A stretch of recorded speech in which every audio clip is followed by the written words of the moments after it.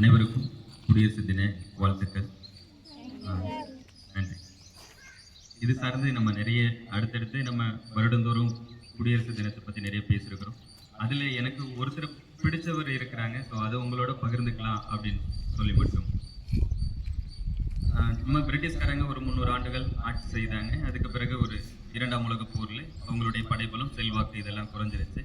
So அதனால தொடர்ந்து இந்தியாக்காரங்களும் போராட்டம் செய்துட்டு இருக்கிறாங்க. நம்ம நாட்டிலேயே நிறைய பற்றாக்குறைகள், நம்ம எப்படி நாட்டை வந்துட்டு அடுத்த கட்டத்துக்கு கொண்டு போகிறது சிரமமாக இருக்குது அப்படின்னு நினச்சிட்டு நமக்கு சுதந்திரத்தை கொடுத்துட்டு போயிட்டாங்க.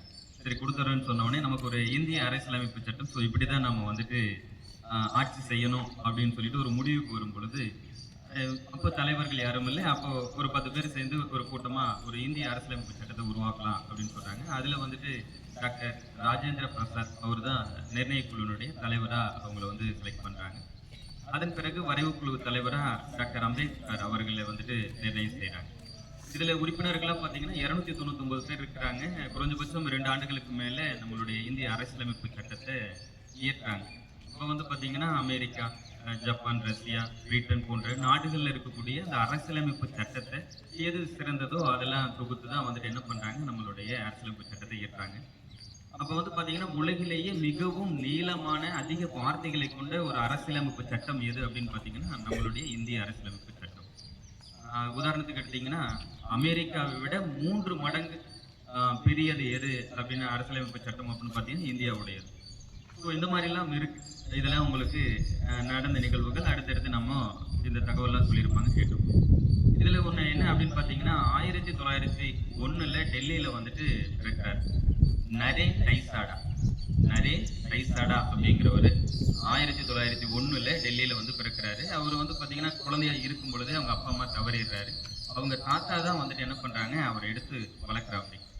அவர் வந்துட்டு ஆங்கிலம், அடுத்தது பாரசீக மொழியினுடைய ஒரு மேதை, அடுத்தது வந்து பார்த்தீங்கன்னா மொழியினுடைய வடிவத்தை ஆராய்ச்சி செய்யக்கூடியவர் அந்த நரேன் டைசாவுடைய தாத்தா. அவர் தான் வளர்க்குறாரு.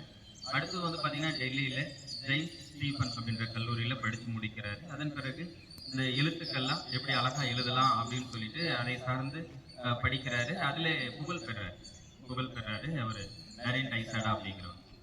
அப்போ எழுதி முடிச்சிடுறாங்க. சரி, ஜவஹர்லால் நேரு வந்துட்டு யோசிக்கிறார், இதை நம்ம தட்டச்சு செய்ய வேண்டாம், இதை வந்து கைப்பட எழுதணும், யாரை எழுதலாம் அப்படின்னு சொல்லிட்டு யோசிக்கிறாங்க. அப்போதான் இவருடைய புகழ் எங்கும் பரவுது. சரி, இந்த மனுஷனை கூப்பிட்டு எழுத சொல்லலாம் அப்படின்னு சொல்லிட்டு ஜவஹர்லால் நேரு அவர்கள் வந்துட்டு நரேன் டைசாடா வந்துட்டு கூப்பிடுறாரு.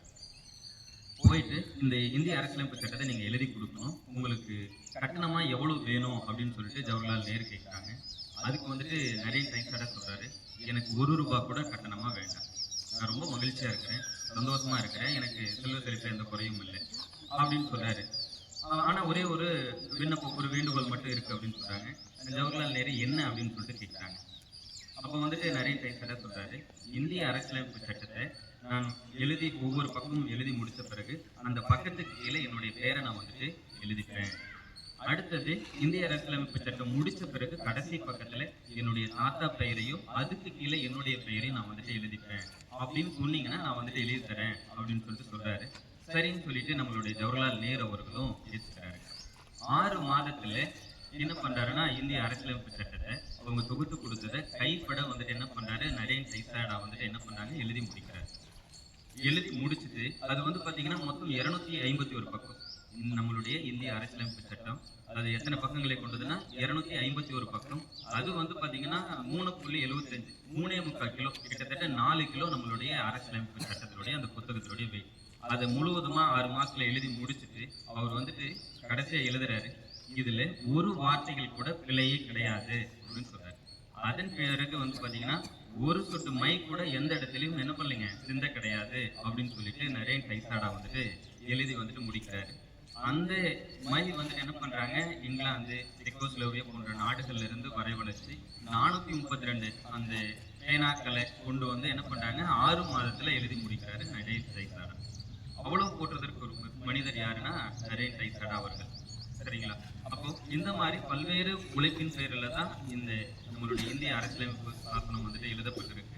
ஏன் அப்படின்னா எவ்வளவு உயர் பதவியில் இருந்தாலும், நீங்க பிரதமராக இருந்தாலும் அடுத்தது வந்து பாத்தீங்கன்னா ஜனாதிபதியா இருந்தாலும் முதலமைச்சரா இருந்தாலும் நம்ம இந்திய அரசியலமைப்பு சட்டம் என்ன சொல்லுதுன்னா எல்லாத்தையும் நம்ம தவறு அப்படின்னா கேள்வி கேட்கக்கூடிய உரிமையை வந்துட்டு நமக்கு கொடுத்துருக்காங்க.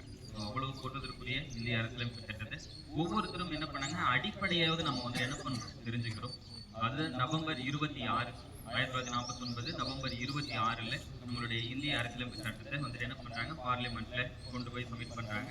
அது வந்துட்டு 1950 ஜனவரி 26ல இம்ப்ளிமெண்ட் பண்றாங்க. ஸோ அதை தான் நம்ம இந்த அளவு போற்றி அதை பின்பற்றிக்கிட்டு வரோம்.